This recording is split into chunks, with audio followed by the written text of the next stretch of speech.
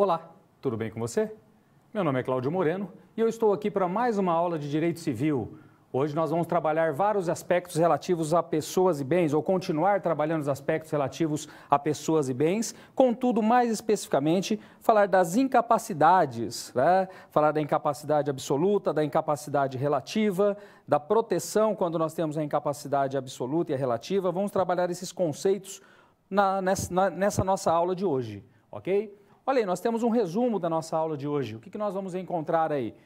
Nossa unidade número 2, né? Nós estamos na unidade número 2, a competência, conhecer as lições de embasamento do direito civil e a proteção dada às pessoas e suas relações jurídicas. Olha aí, um resumo da nossa aula de hoje.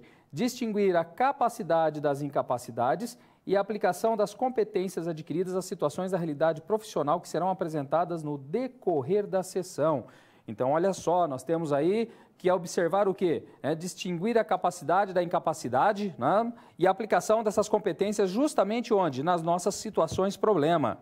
O que mais aqui? Olha aí, palavras-chave: incapacidade relativa e absoluta. Então, nós vamos ver essas duas formas de incapacidade. Falar da representação e falar da assistência, né, que são exatamente as duas situações onde nós encontramos o quê? Nós encontramos especificamente a figura da incapacidade relativa e incapacidade absoluta quando nós falamos da representação e da assistência. Ok? Título da teleaula: Direito Civil das Incapacidades, Conceitos e Espécies. Nossa teleaula número 2, como nós já falamos aqui no início. O que mais? Olha aí, já aproveito para fazer o convite ao estudo para você. Olá, estudante, como vai?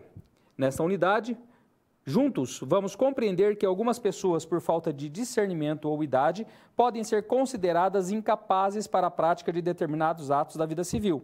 Além disso, analisaremos as implicações legais dos atos praticados por incapazes, através das hipóteses estabelecidas em lei. E, por certo, teremos uma aprendizagem mais focada em situações com as quais você se deparará em sua vida pessoal e profissional. Olha só, então aí nós vamos trabalhar esses aspectos aqui que estão ligados à vida civil, né? E que muito provavelmente você já deve ter observado ou pode até estar acontecendo na sua família, por exemplo. Olha aí, conhecimentos prévios que nós temos que ter aqui hoje. Né? Falar do quê? Os conceitos de capacidade jurídica, né? Então, como conhecimento prévio, você está falando de capacidade jurídica e especificamente de aptidão, né? Quando nós falamos aí do direito, né? Quem é que pode, quem não pode, né? Praticar os atos dentro do direito civil. Olha só, né? Já caminhando aqui para a nossa situação geradora de aprendizagem. Bom, você deve se lembrar que nós temos a situação do Jonas, né?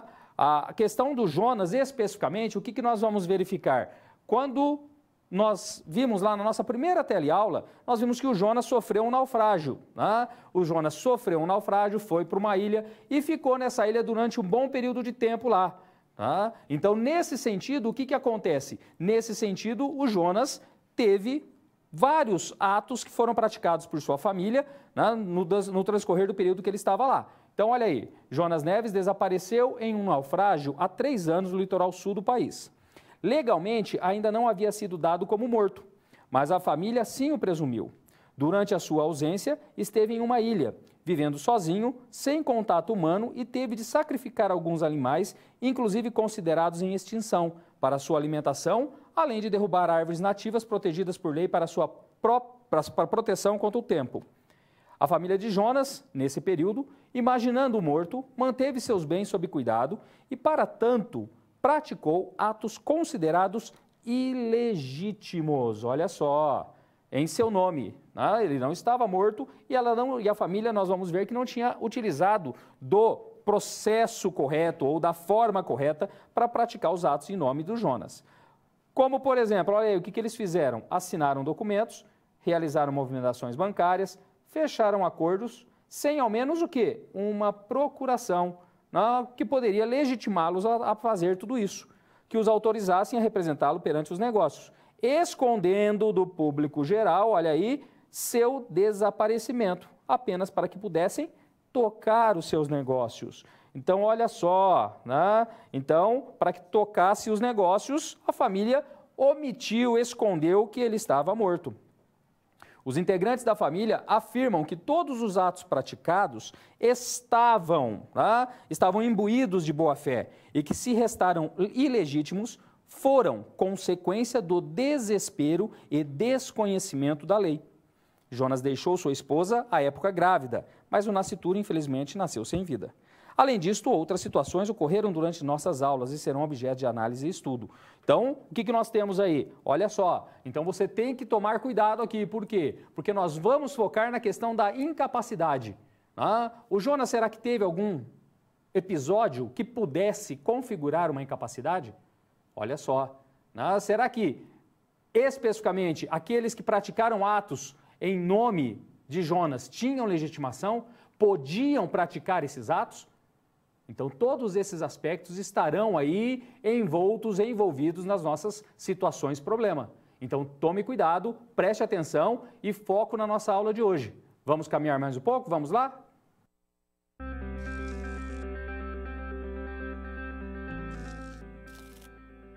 Olá, tudo bem? Espero que esteja gostando dessa aula. Como você pode perceber, é muito importante estudar o conteúdo da pré-aula no ambiente virtual antes de conhecer e resolver as situações problema. Vamos lá? As etapas para compreender e resolver as SPs são simples e facilitam os seus estudos. Primeiro, é necessário conhecer e interpretar os detalhes da situação problema, entender onde se passa a situação, quais agentes estão envolvidos e quais recursos estão disponíveis. Depois, é a hora de problematizar a situação apresentada. Isso significa que seu desafio foi elaborado com base nas informações de empresas, experiência dos professores e acontecimentos do cotidiano de sua área. E por último, você vai solucionar as problemáticas. Para isso, você deve utilizar dos conceitos e das teorias vistas nas pré-aulas. Então o desafio está com você. É hora da SP1. Caso surja um ponto de interrogação, você pode sempre acessar o fórum e enviar suas dúvidas, ok? Bons estudos e até mais!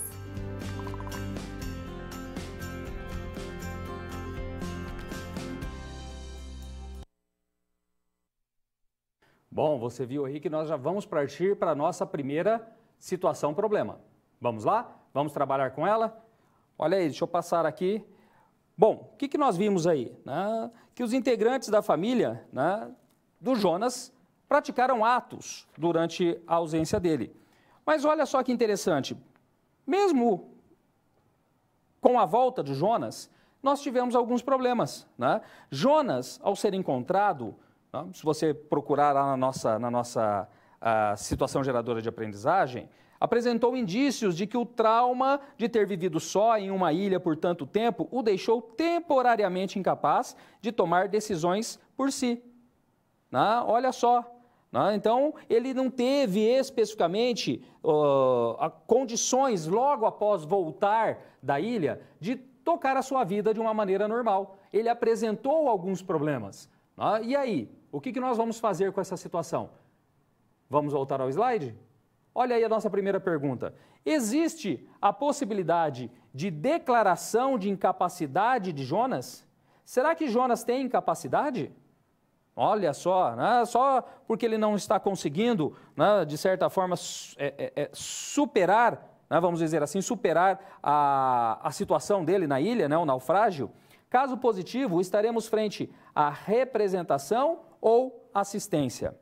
Outra pergunta. Os atos praticados por Jonas antes e depois do naufrágio, inclusive após o seu retorno, são válidos? Vamos tratar da validade. Existe legitimidade nos atos praticados pelos familiares na ausência de Jonas? Olha que interessante, a legitimidade. Será que eles poderiam fazer isso? Será que eles poderiam praticar os atos que eles praticaram? Mas foram tudo em favor do Jonas, em favor do patrimônio do Jonas, para guardar tudo. Mas será que eles poderiam ter feito isso? Essas são as perguntas que nós temos para a nossa primeira situação problema. Vamos aos slides? Olha aí, o que nós não podemos nos esquecer? Primeiro, nós vimos na nossa aula anterior, sobre a capacidade. Nós vimos lá, falamos sobre a capacidade, e nós vimos que a capacidade é a regra.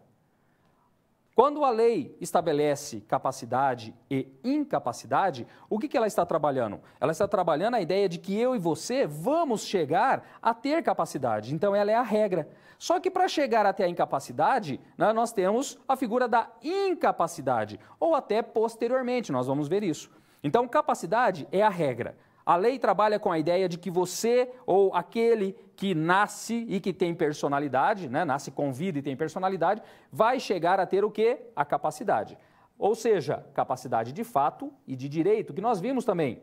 Né? Essa é a ideia, a plena capacidade. Que todos cheguem à plena capacidade. Mas, como é uma regra, essa regra ela tem o quê? Ela possui exceções. E olha só, a primeira delas, né, quando a gente fala disso, é justamente a incapacidade. Ou seja, eu tenho situações onde o indivíduo, por N motivos, né, ele pode ser incapaz. E são estas incapacidades que nós vamos trabalhar um pouco aqui para verificar como que fica a situação em cada uma delas. Nós demos uma olhada, sim, na nossa primeira aula, né? Falamos lá sobre a questão da idade, por exemplo, né? Que a idade é um dos motivos que estabelece a incapacidade no Brasil. Então, vamos dar uma olhadinha sobre isso. Mas vamos falar aqui agora da incapacidade. Vamos lá? Olha aí. A incapacidade é exceção. Mas, claro, porque a regra é falar da capacidade. A incapacidade ocorre quando a pessoa somente tem a capacidade de direito. Ou seja, quando ela não tem a capacidade plena. Porque olha aqui o que é a capacidade plena. A capacidade de fato e a capacidade de direito. Então, quando ela só tem a capacidade de direito, ela não tem a capacidade plena. Então, o que isso quer dizer? Quer dizer que ela tem de direito, ela está prevista, ela tem a possibilidade, só que ela não pode exercer essa capacidade. Ela não pode exercer os atos da vida civil, ela não pode exercer os atos da vida civil por si mesma. Ela precisa de alguém que faça isso. Então, toda vez que nós falamos que alguém está na situação de uma incapacidade, é porque alguém está exercendo ou pode exercer em nome dela aquela capacidade de direito que está prevista na lei. Ok? E o que é essa incapacidade aí? Olha aqui, restrição legal ao exercício de atos da vida civil. O que isso quer dizer? Muito simples. Quer dizer que quando a pessoa ela se encontra num estado de incapacidade, ela não pode exercer todos os atos da vida civil. Olha que interessante. Ela não pode.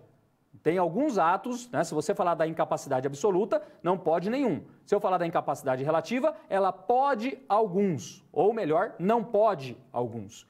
Então, nesse sentido, é que você tem que trabalhar a ideia da incapacidade, ok? Vamos lá? Vamos aprofundar mais um pouco? Quando nós falamos da incapacidade, olha aí, a incapacidade absoluta, né, que nós vimos um pouco sobre a incapacidade absoluta. Na incapacidade absoluta, e como eu já disse para vocês, nós tivemos uma alteração em 2015. O Código Civil ele foi alterado em 2015, né, pela lei da pessoa portadora de necessidade especial, né? Ou pessoa portadora de deficiência. Tá? Não gosto muito desse termo. Né? Da pessoa portadora de deficiência. E essa lei fez o seguinte, ela tirou várias situações que estavam dentro da incapacidade absoluta, né? E retirou do Código Civil. Né? Não está mais como incapacidade absoluta.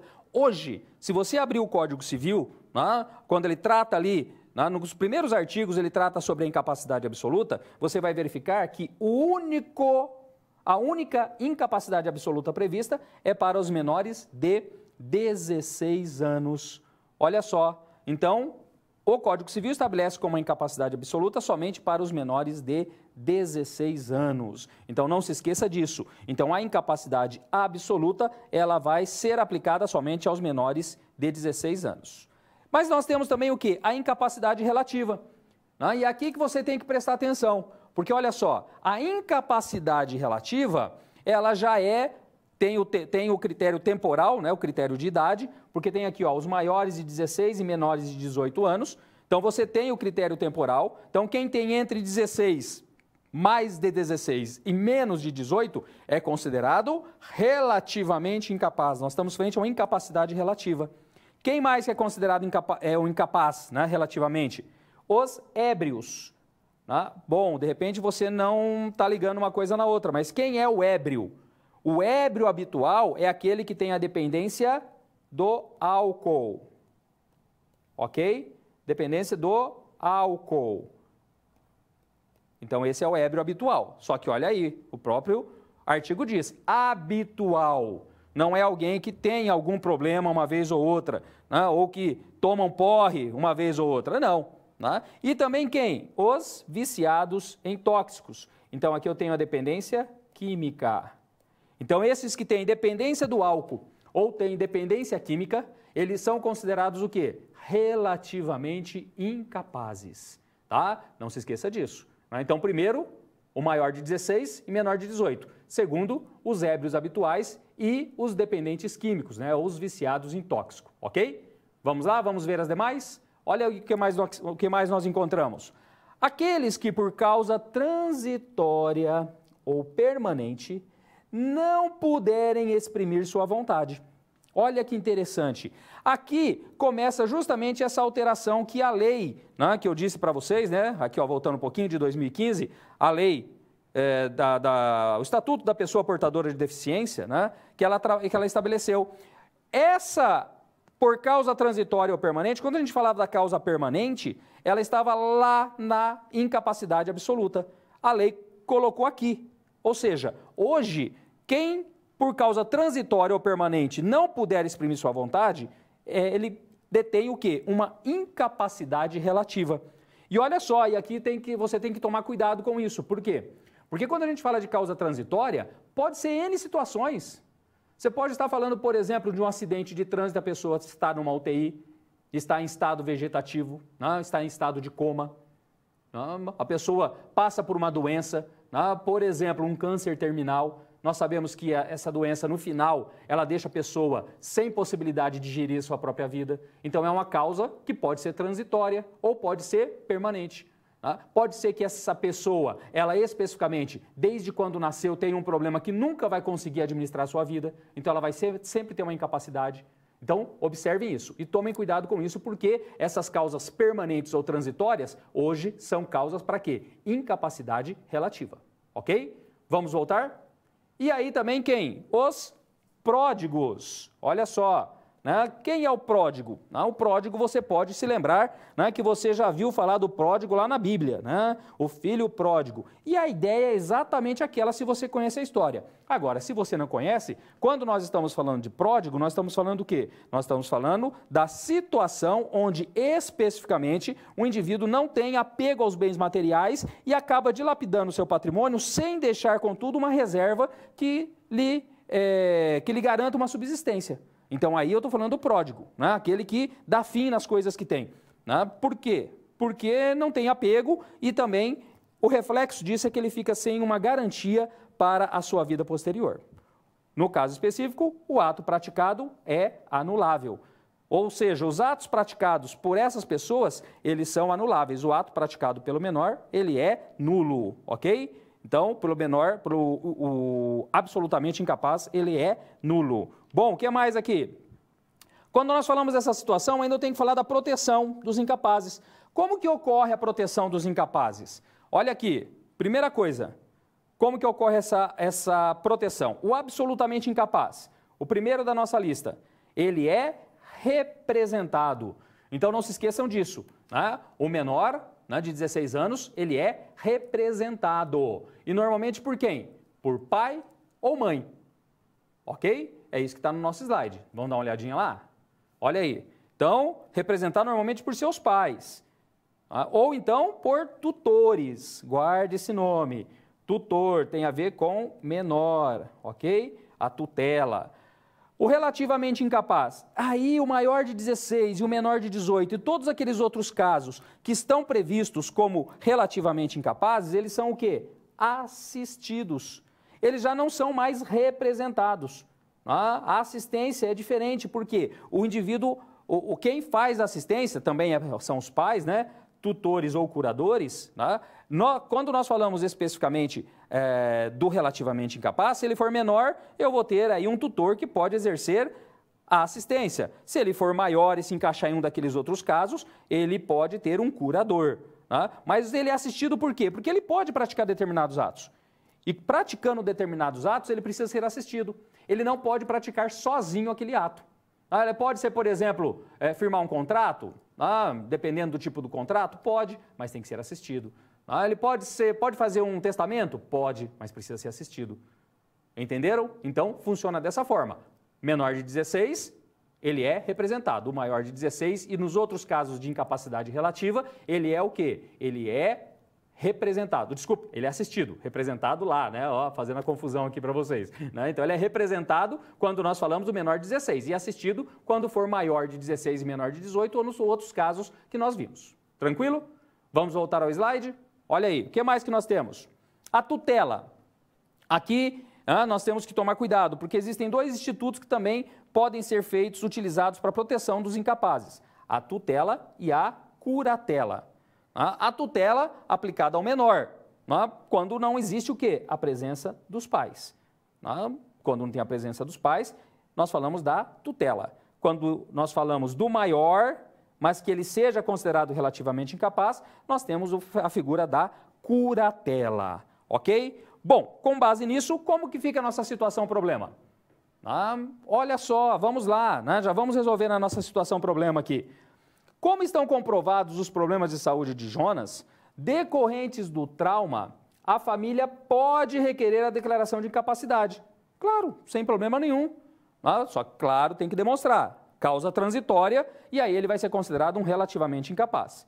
E como estamos frente à incapacidade relativa, Jonas seria assistido através da curatela. Lembram-se? Por que não é tutela, professor? Porque a tutela é aplicada ao menor, a curatela ao maior, ok? Configurada a situação de saúde de Jonas, os atos praticados por Jonas antes do naufrágio são válidos. Perfeito. Por quê? Porque foram praticados na época que não existia o quê? Uma incapacidade.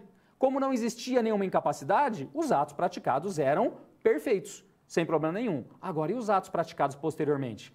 Olha só, como que ficam os atos praticados no período em que ele estava com todo esse problema de saúde, todo esse trauma ainda? Vamos lá? Como que fica essa situação? Vamos voltar aos slides? Olha aí o que acontece. Os praticados posteriormente são anuláveis. Olha aqui, que ele praticou depois são passíveis de anulação, ok? Olha aí, os atos praticados pelos parentes não têm legitimidade. Não tem. Não há legitimidade ali. Os parentes não poderiam fazer isso. Os familiares deles não poderiam ter praticado os atos em nome dele. Deveria ter ocorrido o quê? A declaração de ausência para a prática de atos. Porque na declaração de ausência há a nomeação de quem? A nomeação de um tutor, de um curador, para que ele faça a administração dos bens, a curatela dos bens do ausente, ok? Claro aqui? Entendido isso aqui, pessoal? Vamos caminhar mais um pouco? Vamos lá?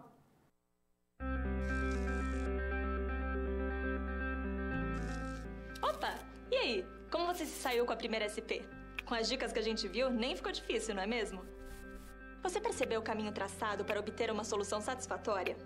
Primeiro, você estuda os conceitos teóricos. Em seguida, você conhece e avalia a situação. E só então, você tem conhecimento suficiente para se empenhar em resolver a situação-problema.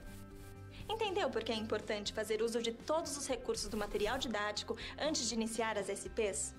No ambiente virtual, você encontra textos, web-aulas e vídeos para enriquecer os seus estudos. Vamos para mais um desafio?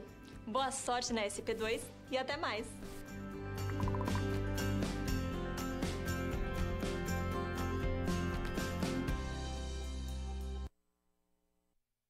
Olha aí, vamos para a nossa segunda situação problema, para a nossa SP2, para ver aí como que fica essa situação. Vamos lá? Vamos aos slides?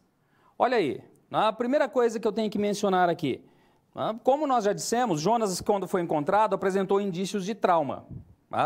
Trauma de ter vivido só, em uma ilha por tanto tempo, que o deixou temporariamente incapaz de tomar decisões por si só. Além desses relatos, devemos levar em consideração que Jonas tem tomado decisões mesmo sem dispor de plenas faculdades mentais no momento. Como poderia ser realizada a declaração de incapacidade de Jonas? Primeira pergunta que aparece aí na sua tela. né? Como que poderia ser realizada a declaração de incapacidade de Jonas? Caberia interdição? A família de Jonas poderia se utilizar do instituto da morte presumida?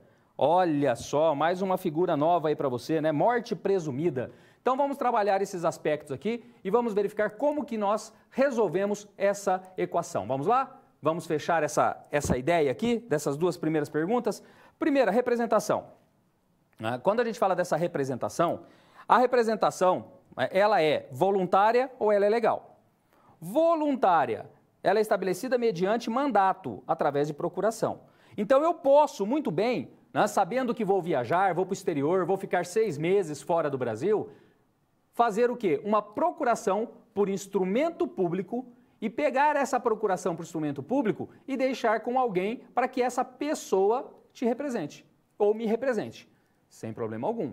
Tá? Legalmente constituído um representante para essa situação, ok? Agora, pode ser que ela não seja feita dessa forma. Por quê? Porque, de repente, eu utilizo de outros meios, que não a representação que seja voluntária. Vamos lá? Vamos ver as demais? Olha aí, além disso, além da voluntária, eu tenho a legal. Qual que é a legal? A legal é estabelecida pela lei, a lei estabelece.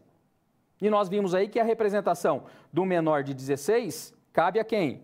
Aos pais. Olha só, né? Então olha que interessante. E não sendo possível aos pais, por ausência ou morte, a representação é realizada por um tutor. Olha só. Então, de repente, se pai e mãe morreu, o avô, a avó, o tio, a tia, né, serão os responsáveis, farão a representação, aí eu tenho a representação legal com o estabelecimento de um tutor, ok? O que mais? É lógico que a incapacidade, como nós vimos, ela não é a regra. A capacidade é a regra. Qual a regra geral para término da incapacidade? Quando que acaba essa incapacidade? Vamos dar uma olhadinha quais são os casos onde nós temos esse término da incapacidade? Vamos lá? Primeiro, 18 anos. Ok? Regra geral. A regra geral é que com 18 anos nós temos o quê? Nós temos especificamente a situação de que atinge a maioridade. E se atinge a maioridade, é lógico que com 18 anos, no Brasil, nós temos o fim da incapacidade, quer seja relativa, quer seja absoluta. Ok? Com 18 anos. Ah, mas muito tempo, hein, professor? Não é, não. No Código de 16, no Brasil, era de 21 anos. E no Chile, é 23 anos. Olha só, você só atinge a plena capacidade civil no Chile aos 23. De repente, você entra na faculdade, sai e não é maior ainda, não tem capacidade plena. Outra situação, para fim da incapacidade, quando cessa a causa que acarretou a incapacidade. Quando cessa. Ou seja, saiu da UTI, saiu do estado vegetativo, não tem mais aquela situação que gerava aquela incapacidade. O que acontece? Cessa a incapacidade. Aí, no caso da incapacidade relativa. E também, e aqui é muito interessante para você observar isso, talvez tenha acontecido com você. Comigo aconteceu. O Instituto do quê? Da emancipação. Então, a emancipação, ela também é uma forma de se colocar fim a quê? A incapacidade que uma determinada pessoa tenha. No caso da emancipação, nós temos situações bastante específicas. Vamos dar uma olhadinha? Olha aí, a emancipação, primeiro, ela pode ser voluntária.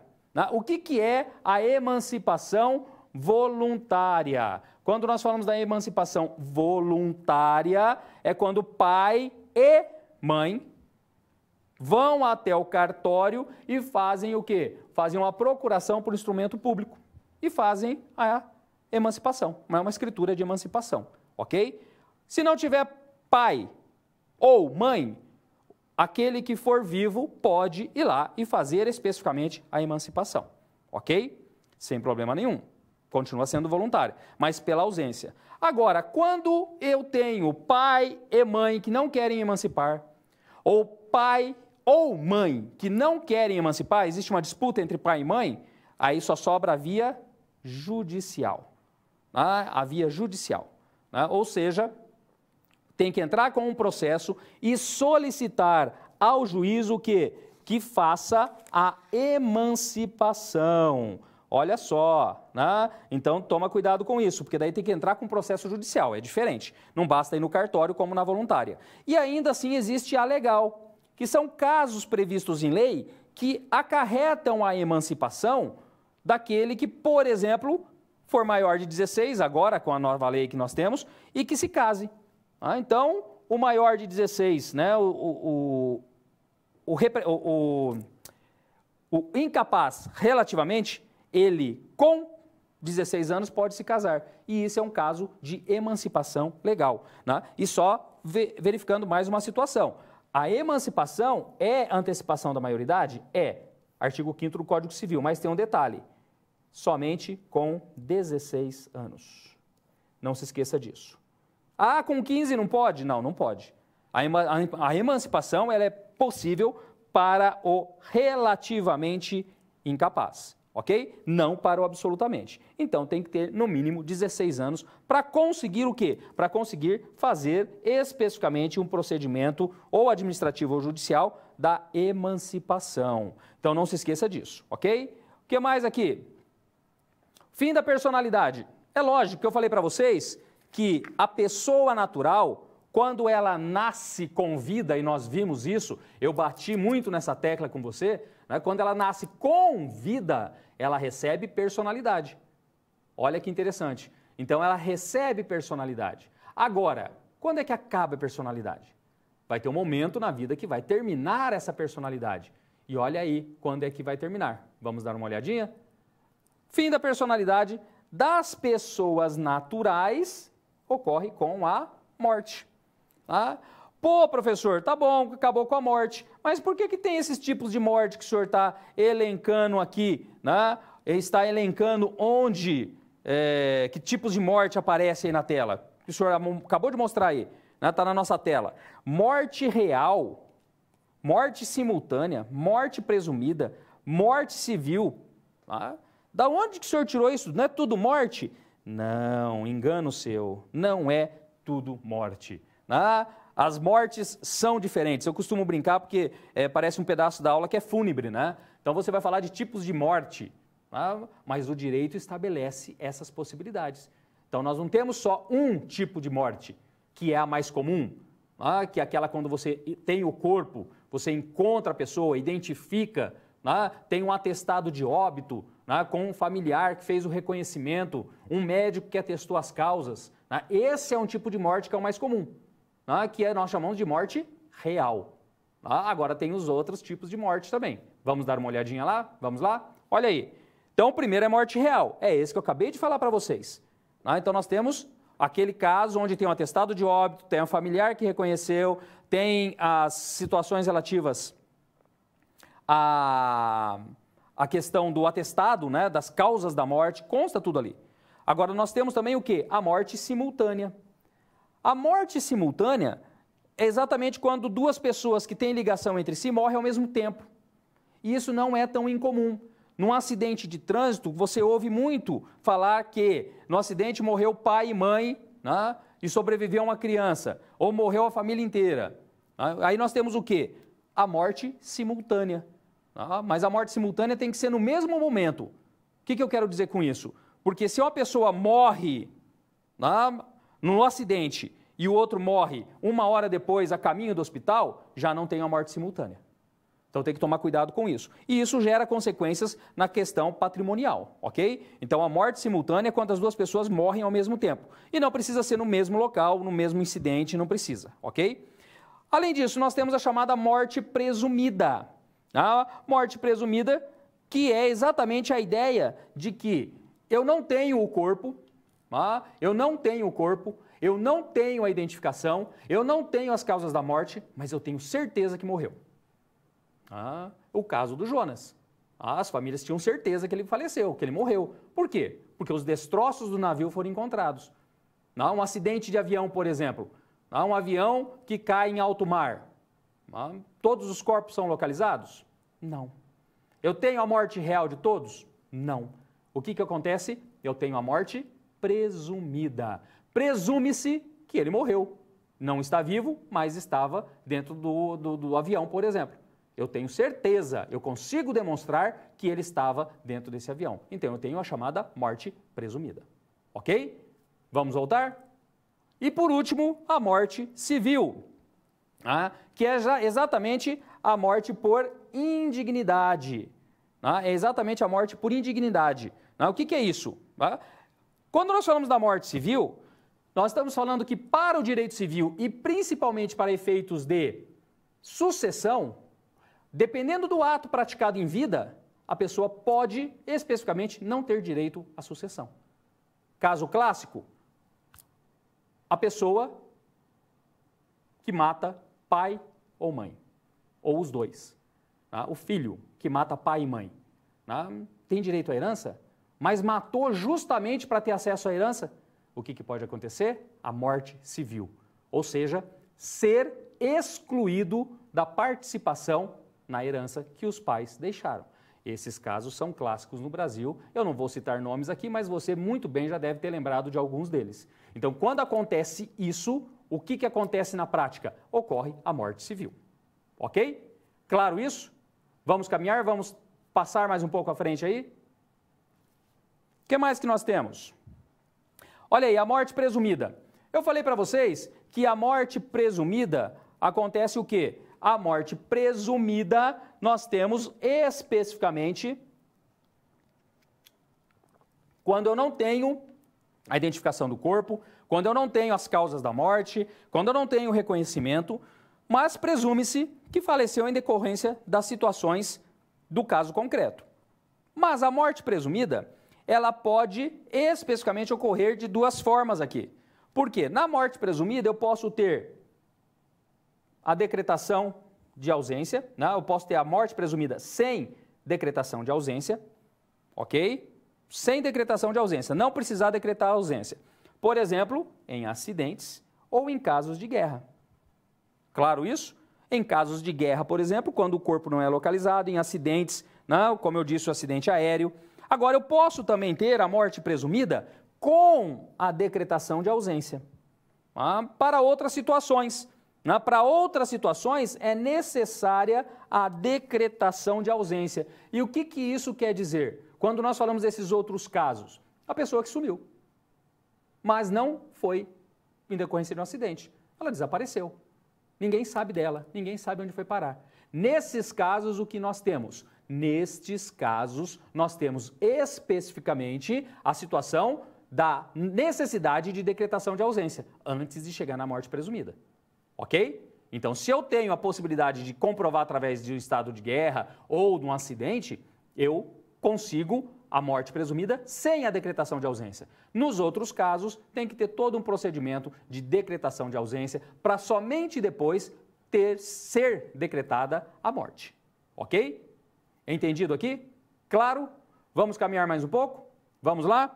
O que eu preciso fazer aí? Resolver a nossa situação problema. E o que ocorre na nossa situação problema? Considerando a situação de Jonas, é possível que sua família requeira a sua interdição ou curatela. Sem problema nenhum. Entra com processo de interdição, entra com um pedido de curatela, ou dentro da interdição faz o pedido de curatela, observado os requisitos legais de cada uma. Tranquilo, sem problema nenhum. Poderia ser possível qualquer uma. Agora, quando lá atrás o Jonas não tinha sido localizado, como o Jonas não foi localizado na época do naufrágio, que é o nosso caso, e havendo provas que Jonas estava no barco, a família poderia se utilizar do Instituto da Morte Presumida, inclusive sem decretação de ausência.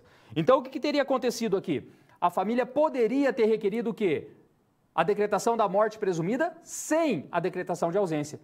E olha que trabalho que ia dar. Por quê? Porque o Jonas não morreu. Ele ia voltar, ia ter uma decretação de morte presumida dele em decorrência da situação do caso concreto, que foi um naufrágio. E ele teria que fazer todo um procedimento para demonstrar que estava vivo. Olha só que engraçada essa situação, Ou seja, ele volta, mas já tem uma decretação de morte presumida. Ele teria que voltar todo atrás, teria que ir a juízo e mostrar que especificamente ele não estava morto, ele estava vivo, mas passou algum tempo numa ilha em decorrência de um naufrágio. Claro aqui? Entendido esse ponto? Espero que você tenha compreendido, porque nós vamos caminhar mais um pouco aqui para a nossa próxima situação problema. Vamos lá?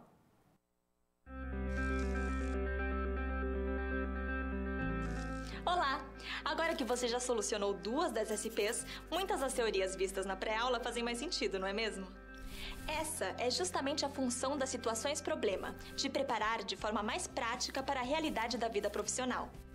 Já conhecer algumas das situações que podem surgir no dia a dia faz de você um aluno mais preparado para o mercado de trabalho. Bom, a SP3 já vai começar. Se ficar com dúvida em algo, pode entrar no fórum e enviar sua pergunta, ok? Até mais!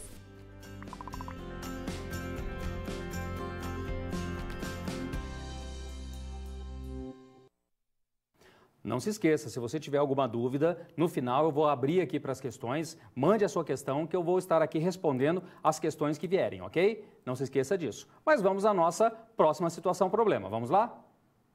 Olha aí, vamos na nossa situação problema número 3. Imagine que Jonas, ao retornar de sua ausência, tenha pretendido alterar o seu nome, mas, olha lá, prenome e sobrenome, com o intuito de fugir de seus credores. Ele foi para a pesca, para o passeio dele, sofreu o naufrágio, e aí aconteceu o quê? Ficaram dívidas para trás, ninguém pagou as contas do Jonas. Aí ele volta e quer fazer o quê? Trocar o nome para fugir dos credores.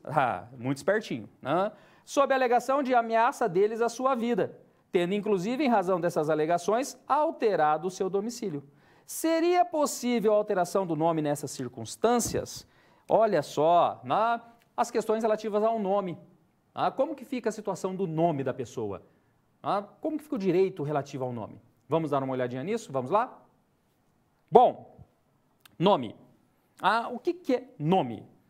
O nome de cada indivíduo faz parte de sua personalidade. Ok? Sem problema nenhum. Normalmente o nome individualiza em vida ou após a sua morte. A ideia do nome, do sobrenome, é justamente para que cada um de nós seja individualizado. É lógico que alguns nomes que são muito utilizados no Brasil, você não tem essa individualização. Você tem pessoas que são homônimas. Alguns nomes são bastante comuns no Brasil, e aí você tem os homônimos. Além disso, o nome indica o quê? A origem familiar.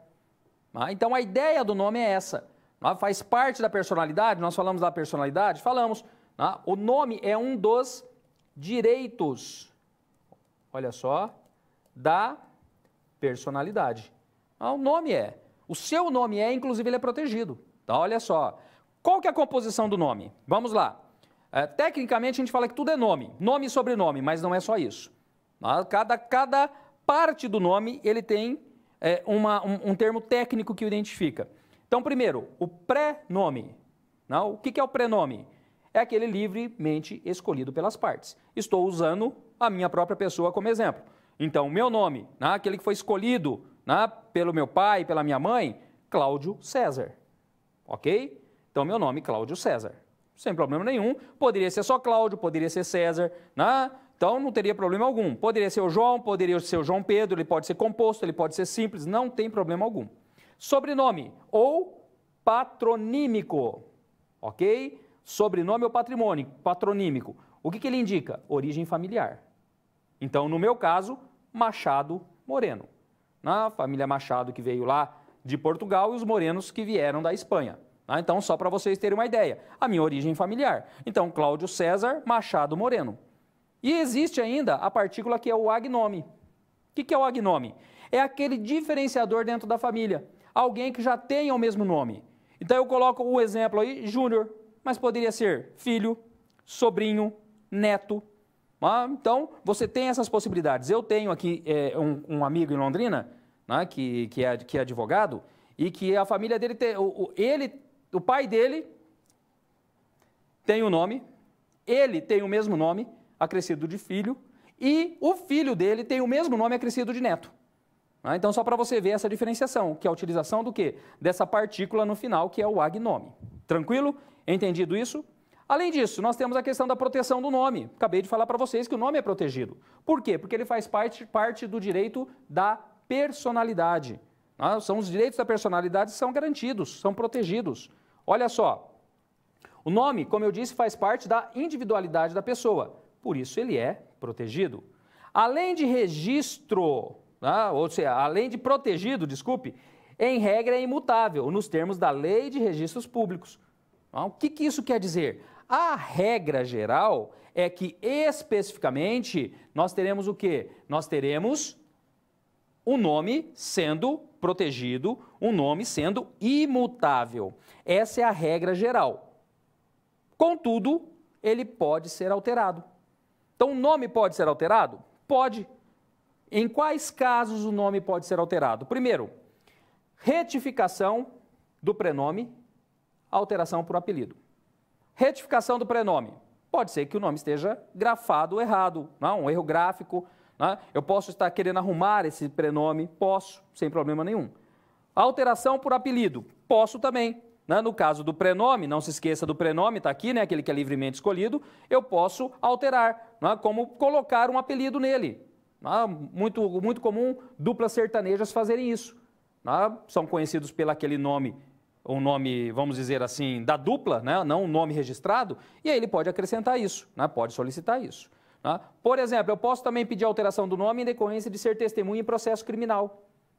Justamente para que depois desse processo eu não seja perseguido por ter sido testemunha. Posso pedir também. Erro gráfico, que é o clássico, ao invés de meu pai colocar Cláudio, ele colocou Cláudio.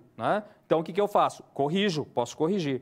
Exposição ao ridículo, quando o nome expõe a pessoa ao ridículo. Por isso que vocês veem muito hoje em dia pessoas bravas porque não conseguiram registrar o nome, não puderam registrar um determinado nome, porque o cartório não permitiu. Mas por quê? Para impedir que a pessoa, que a criança e depois adulto, ele seja exposto ao ridículo. Existe um caso clássico que os livros de direito eles trazem, que é o nome da pessoa. Ela foi alterada, esse nome foi alterado por decisão judicial, inclusive, na época. O nome da pessoa era 123 de Oliveira 4. Então, imagina o que essa criança não sofreu a vida inteira. Como que é seu nome? 123.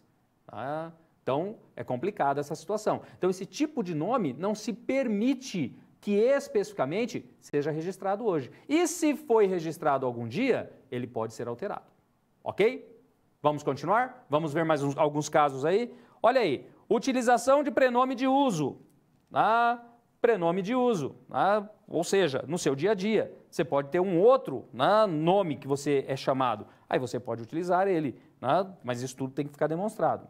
Em caso de adoção de estrangeiros, em caso de adoção e de estrangeiros que se fixem no Brasil, em caso de adoção você pode alterar também. Você tem a possibilidade da alteração do nome. E quando o estrangeiro se fixe no Brasil também, porque depende da grafia, depende de como está escrito esse nome, ele pode gerar problemas. Em razão da existência de homônimo, olha só, quando tem um homônimo é aquele que tem o mesmo nome que você. O meu pai sofreu desse problema. E o detalhe é que o meu pai, quando ele tinha um homônimo, o detalhe é que o meu pai tinha um homônimo que devia para todo mundo. E aí era comum chegar na minha casa oficial de justiça, com o mandado de citação do meu pai. Meu pai já saía com o RG e o CPF na mão para mostrar para o oficial de justiça que não era ele. Era um outro com o mesmo nome dele. Então, isso é possível? Quando o homônimo te dá muito trabalho, pode ser que sim, Mas isso tem que ser analisado num contexto diferente. Tranquilo? Vamos lá para mais alguns casos? Olha aí o que mais. Em caso de casamento, é lógico, você sabe, Em caso de casamento, é muito comum no Brasil a esposa adotar o sobrenome do marido, mas hoje a lei permite, inclusive, que o marido adote o sobrenome da esposa, Então não tem problema nenhum, essa adoção de sobrenomes. No divórcio, quando você retira o sobrenome, nos casos de adoção, de reconhecimento de paternidade ou maternidade também, você pode ter alteração do nome, porque incluir aí o sobrenome. Nos casos também de transexualismo. Então, quando nós temos os casos de transexualismo, há a possibilidade do quê? Há a possibilidade específica de se fazer a alteração do nome. Então, não se esqueça, a regra é, nestes casos, pode alterar o nome.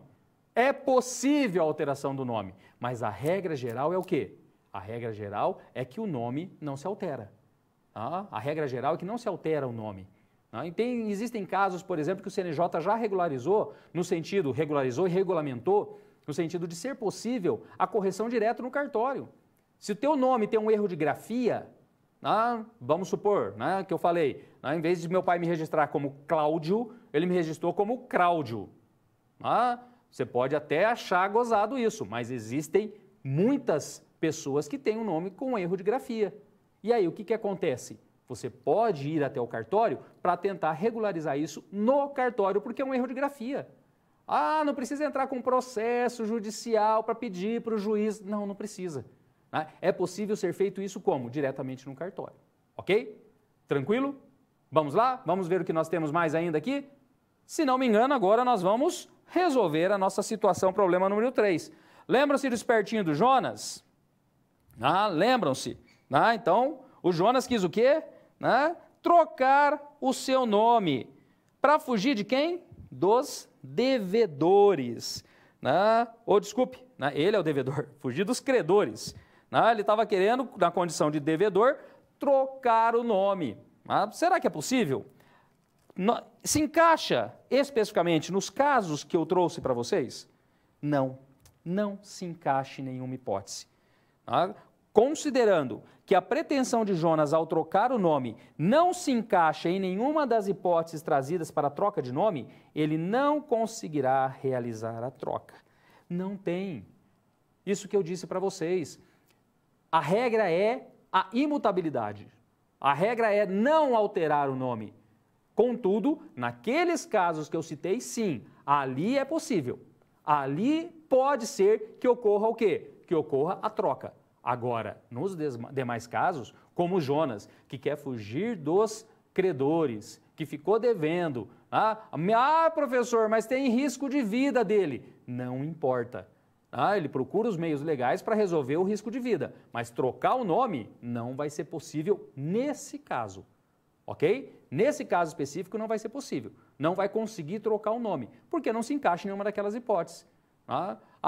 Sei lá, poderia ser um erro de grafia no nome dele? Poderia, aí era mais simples. Vamos supor que ele, sei lá, formou uma dupla sertaneja, fez sucesso. E aí quer acrescer aquele nome da dupla sertaneja ao seu próprio nome. Poderia? Sem problema. Pode ser que ele descubra que não é que não é filho do seu pai que está registrado lá no cartório, que o pai biológico é outro. Ele pode querer incluir o sobrenome. Aí pode, não tem problema. Mas somente para fugir dos credores, ele não teria essa possibilidade. Entendido aqui? Claro? Então, vamos caminhar mais um pouco? Vamos lá?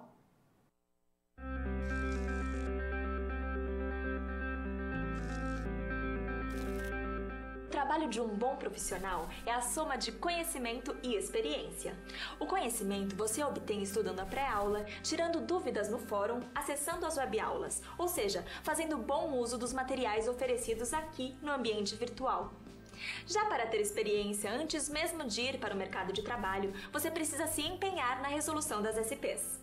Lembre-se, quanto mais você se dedicar, analisando com atenção, fazendo anotações na hora de levantar hipóteses, procurando diferentes soluções até obter a melhor, mais preparado você estará para desempenhar sua profissão.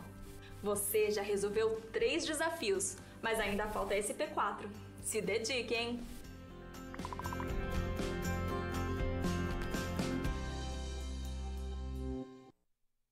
Olha só, mais uma situação, problema que nós vamos encarar aqui, para que você estabeleça todo esse link, você sabe como funciona, você já está caminhando há algum tempo nessa situação, nesse tipo de aula, então para que encaixe aqui tudo que nós estamos explicando para vocês do conteúdo teórico numa explicação prática, numa explicação prática. Vamos lá? Vamos caminhar mais um pouco? Olha aí, nossa quarta SP, qual é?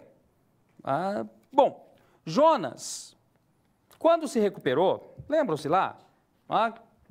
Vamos supor que declararam a incapacidade dele. Ele passou lá 6 meses fazendo um tratamento psicológico, psiquiátrico, para retornar, para escapar, para fugir, para sair do trauma do naufrágio. E nesses 6 meses, ele se recuperou. Após esses 6 meses, ele fez o tratamento e se recuperou. Né? E aí o que acontece? Jonas, quando de sua recuperação, tomou ciência de que seu nome foi citado de forma caluniosa em uma rede social por alguns de seus credores e que sua imagem foi utilizada pela polícia na fase de investigação do seu desaparecimento. Olha só, né? Em veículos de comunicação sem a sua autorização. Olha só o que nós vamos ter que fazer aqui. O que nós vamos ter que analisar? Nós vamos ter que analisar sobre o uso indevido, vexatório e mentiroso da imagem de Jonas, né? Sofrido com a utilização de seu nome e fotografia. Olha só, então o que nós vamos ter aqui? Nós vamos ter especificamente a situação de que o nome dele foi cair na rede social. Toma cuidado com isso.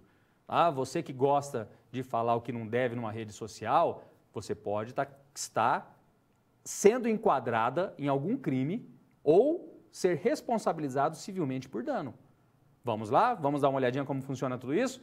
Como que fica essa situação do Jonas? Nós temos duas situações. A primeira, não se esqueça, que ele foi citado de forma caluniosa.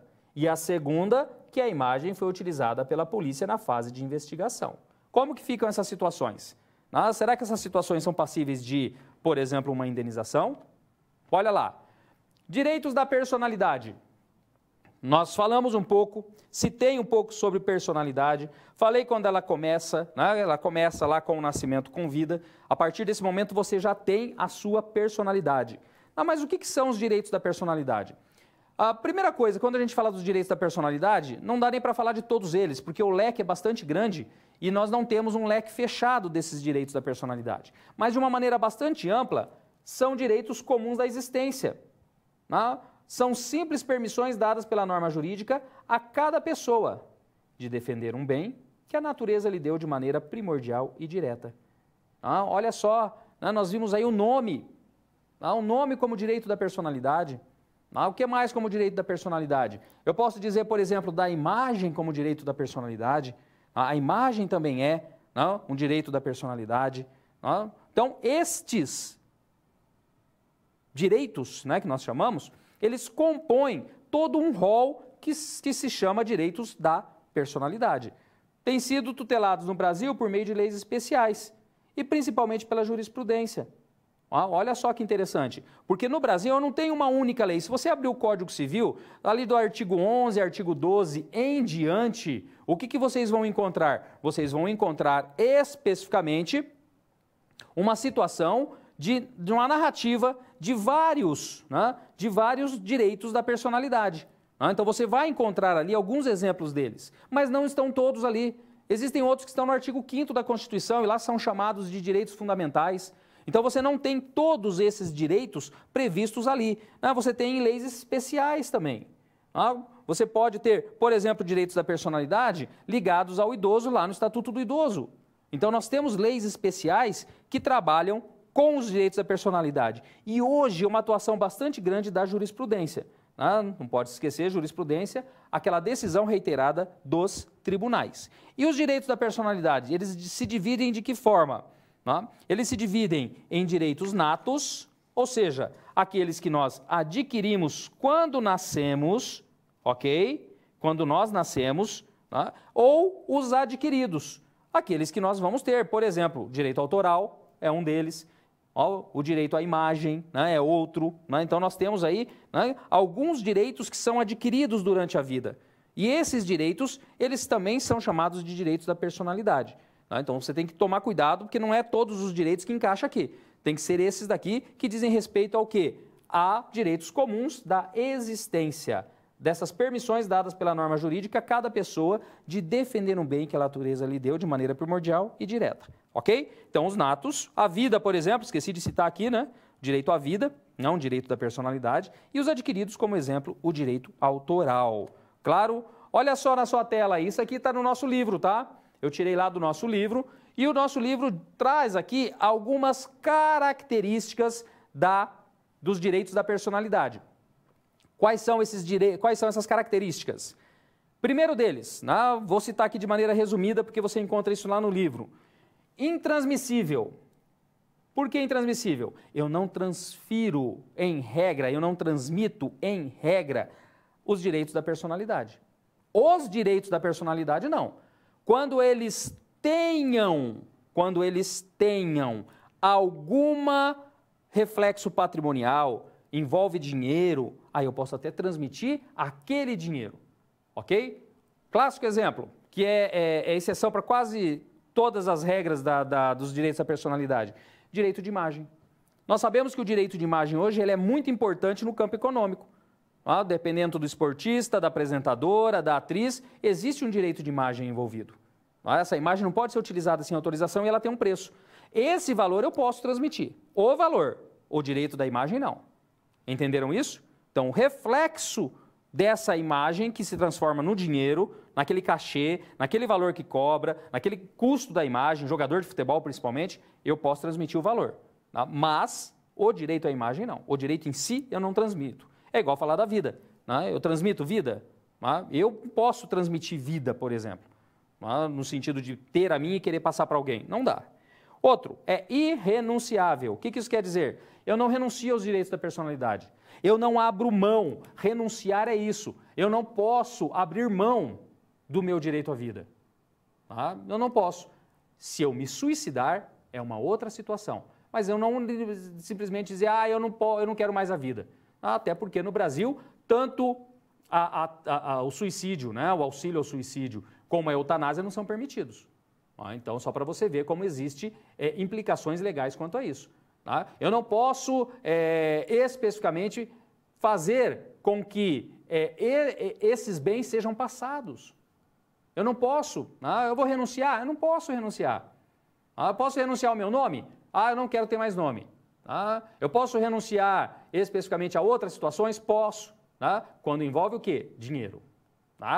Então, não se esqueça disso. Se envolver questões financeiras, eu posso renunciar. Eu posso renunciar à indenização em decorrência de uma afetação à moral? Posso. Mas eu posso renunciar à minha moral? Não. Então, entendam isso. Quando envolve a questão pecuniária, aí sim eu posso renunciar, mas eu renuncio ao valor, eu não estou renunciando ao direito. Não se esqueçam disso. Ok? Vamos para mais uma característica? Olha aí. Os direitos da personalidade são absolutos. O que isso quer dizer? Que eles têm em si, os direitos da personalidade, uma obrigação de não afetação. Ou seja, ele é absoluto frente aos demais. Eu tenho que, especificamente, cuidar para não afetar os direitos da personalidade de ninguém, para transgredir isso, para afetar essa personalidade. Também, eles são ilimitados. O que isso quer dizer? Não dá para ter tudo numa lei. Aquilo que eu disse, o Código Civil traz alguns, a Constituição fala de outros, a jurisprudência cita outros. Então, eles são ilimitados. Eles estão aí, eles podem surgir no dia a dia. Imprescritíveis. O que isso quer dizer? Quer dizer que o meu direito à personalidade não prescreve. Ele não prescreve. Ou seja, quando eu falo que ele não prescreve, eu não perco a possibilidade de exigir esse direito, de tutelar esse direito. Eu não perco.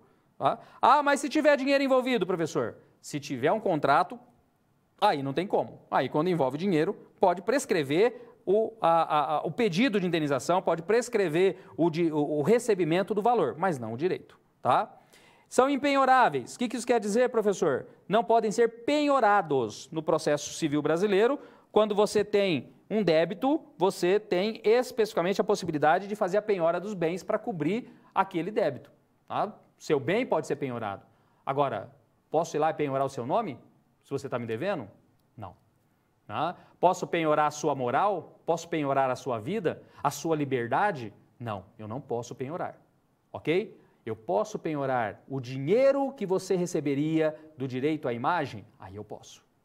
Entenda isso. O dinheiro eu posso penhorar, que é o reflexo da utilização daquela imagem. A imagem em si, não. A minha moral, não. Entendido isso? Claro? Vamos caminhar mais um pouco? Vamos dar uma olhadinha nas demais características aqui? Olha aí. Não desapropriável. Em regra, eu não desaproprio os direitos da personalidade. Ou seja, o Estado não pode simplesmente retirar de mim, salvo alguns casos específicos onde é para utilidade pública, mas são bastante específicos. A regra geral é que eles não podem ser desapropriados, ok? E vitalício, por último, e aí você sabe o que é vitalício, né? Porque nós vimos que especificamente, quando nós temos esta situação, o que nós vamos indicar aqui? Que ele nasce com a pessoa e morre com a pessoa, por isso que ele é vitalício. O direito à vida, o direito ao nome, o direito à imagem, né? O direito autoral tem uma exceção, que o direito autoral pode passar para a geração, né? O direito autoral tem prazo, o direito autoral tem uma outra situação, tá? Mas quando nós falamos dos clássicos aqui, vida, moral, né? Nome, esses não podem especificamente, né? Estar pós-morte, né? Esse direito termina com a morte, como nós vimos que é o fim da personalidade. Claro isso? Vamos caminhar mais um pouco? Vamos lá? Olha aí. Aqui, né? Dizendo que são imprescritíveis porque esses direitos não se extinguem pelo uso ou com o passar do tempo, como eu disse para vocês, né? Não se extinguem, ou seja, o tempo não vai afetar eu exercer esse direito. Em que pese a ofensa ao direito da personalidade ser imprescritível, né? Em que pese a ofensa ao direito da personalidade ser imprescritível, a pretensão à sua reparação em danos morais está sujeita a prazos prescricionais. Aquilo que eu disse. Você pode ter uma afetação da sua moral? Pode. A sua moral é imprescritível? O direito a você proteger a sua moral, usar da sua moral é imprescritível? É. Agora, se você teve uma ofensa à sua moral e quer entrar com uma ação de indenização por danos morais, o que vai acontecer? Você tem prazo. Você tem prazo para fazer isso. Você não tem aí a vida inteira, quando eu tiver com 50 anos eu vou pedir uma indenização por danos morais. Não, não é isso. Aí eu tenho a lei estabelecendo qual é o prazo para que você requeira essa indenização. Ok? Tranquilo? Vamos voltar ao slide? Olha aí. Neste caso, a ofensa ao direito da personalidade teria o prazo de prescrição de 3 anos. 3 anos de prescrição segundo o Código Civil. Olha só, o Código Civil estabelece essa prescrição de 3 anos.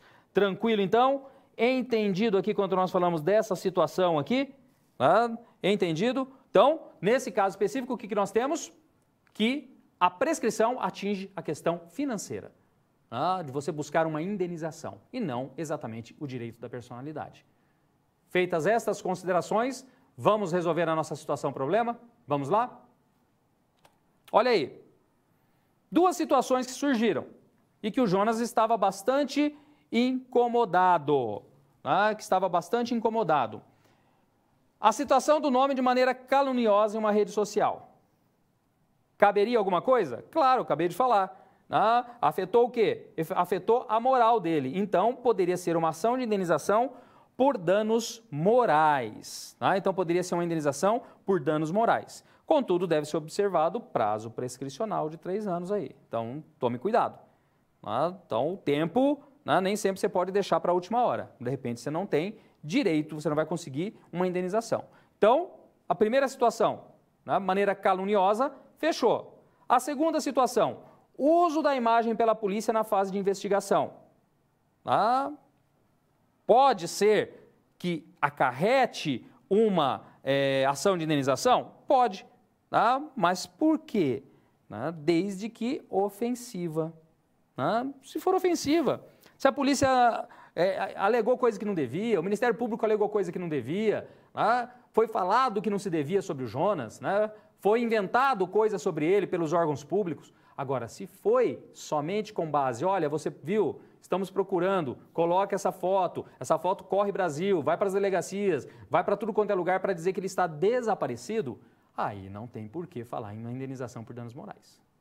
Claro aqui? Entendido? Ficou claro para você? Então, numa primeira situação, está claro que houve ofensa à moral. Na primeira, sim. Na segunda, não. Tranquilo? Vamos caminhar mais um pouco? Vamos lá?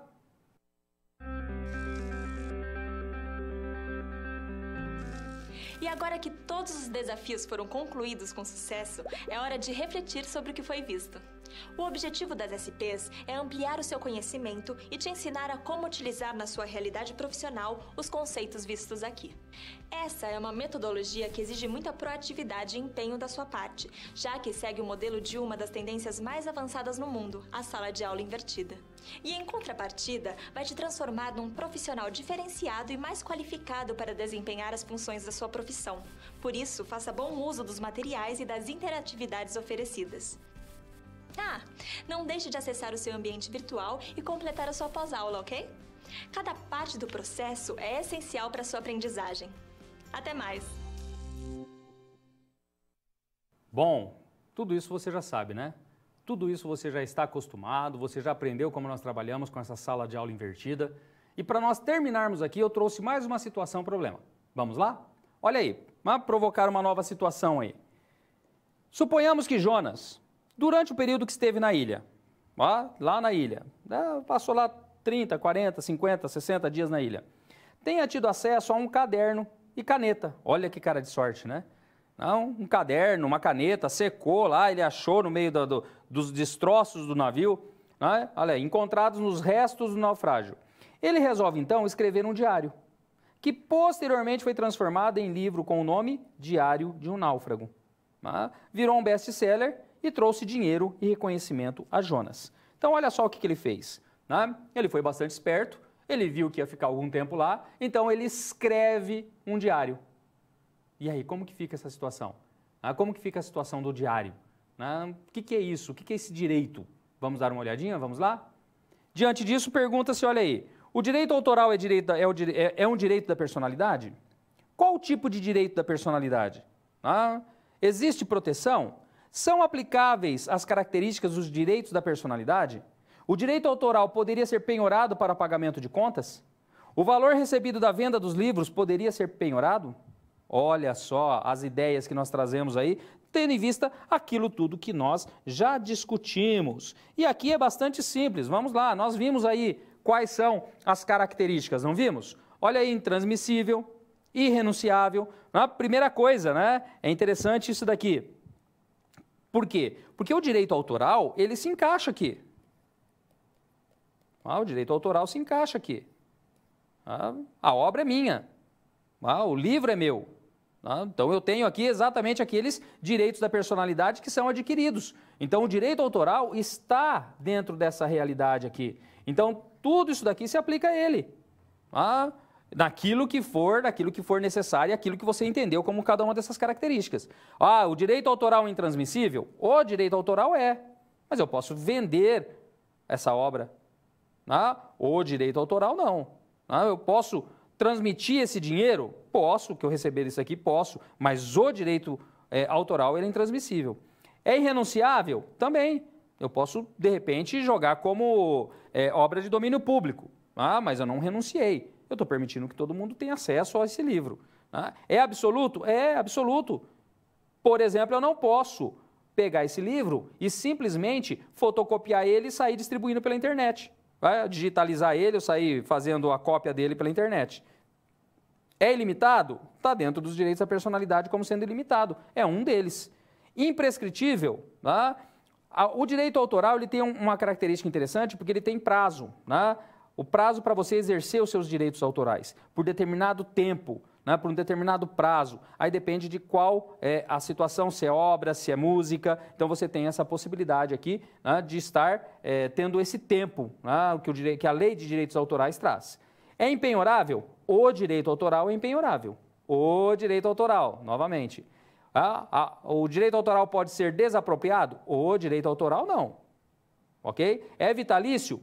É vitalício. Inclusive o direito autoral tem uma característica que ele pode ser pós-mortem. Mas por que pós-mortem? Porque existem muitas pessoas, filhos, filhas, descendentes, que recebem direitos autorais em decorrência de música, em decorrência de obra. Então, só para vocês terem uma ideia. Então, às vezes até transpassa, o direito autoral transpassa aí, quando a gente fala do quê? Quando a gente fala dessas características. Agora, o que mais aqui? A obra tem proteção? Tem. A obra tem proteção. Existe a lei de propriedade autoral, os direitos autorais, a lei de direitos autorais, existe, sendo um direito da personalidade, adquirido, como eu falei para vocês, fixado em lei. não nasceu com Jonas, não é inato. Não é daqueles que nasceu com Jonas, como a liberdade, como a vida, como o nome, como o nome, você poderia até dizer que o nome foi adquirido, mas a partir do momento que nasce já tem o nome. Estes são inatos. Contudo, o direito autoral ele é adquirido. O Jonas escreveu posteriormente, ele adquiriu esse direito autoral.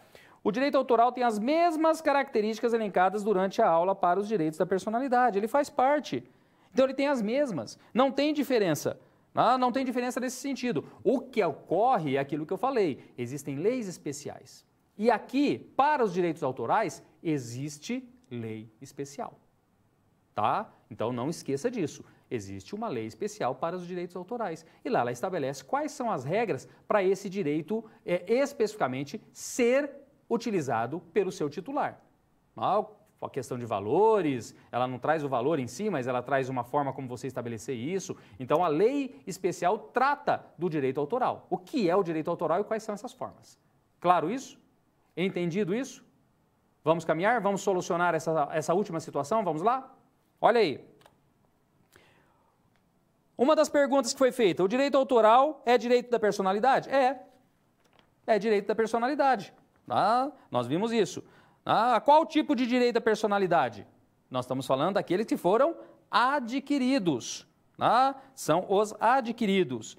Existe proteção? Claro, falei para vocês, existe proteção, existe lei especial para que concede essa proteção. São aplicáveis as características dos direitos da personalidade? Sim, sem problema algum. Todas aquelas características se aplicam no que couber, especificamente, ao direito autoral. O direito autoral poderia ser penhorado? Olha aí, o direito autoral não poderia ser penhorado, uma vez que os direitos da personalidade são impenhoráveis. Mas espera aí você deve ter entendido. O direito autoral não poderia ser penhorado. O que poderia ser penhorado? Olha só, o valor que Jonas recebe pela cessão ou venda de tais direitos. Isso sim. Inclusive, ele podia ceder esses valores. Poderia. Vender, da venda dos livros, esse valor que entra para ele, esse valor sim poderia ser penhorado. Esse valor poderia ser penhorado. Agora, especificamente, a situação relativa ao direito autoral, esse não pode ser penhorado em decorrência da própria característica dos direitos da personalidade, que é justamente a impenhorabilidade. Claro? Entendido até aqui? Eu queria deixar aberto aqui alguns instantes para você mandar o seu questionamento, mandar a sua pergunta, para que eu esteja aqui respondendo para você, ok?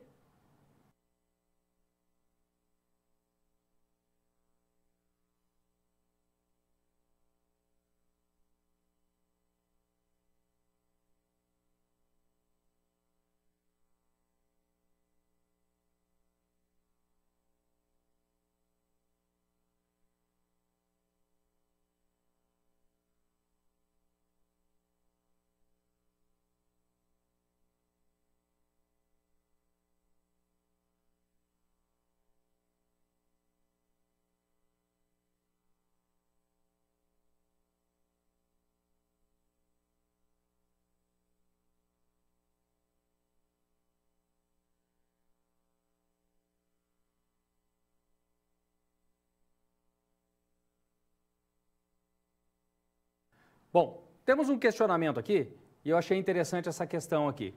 Nós vimos que a pessoa natural, ela começa a ter a sua personalidade no nascimento com vida e depois com a morte encerra-se a sua personalidade. E a pessoa jurídica?